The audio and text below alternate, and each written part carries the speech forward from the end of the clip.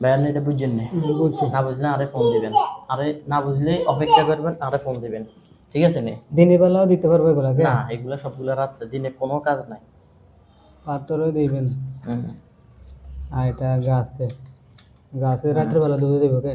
হুম আর সবগুলা রাত্রে আপনি ভালো করে বুঝলেন। খাটে দিব।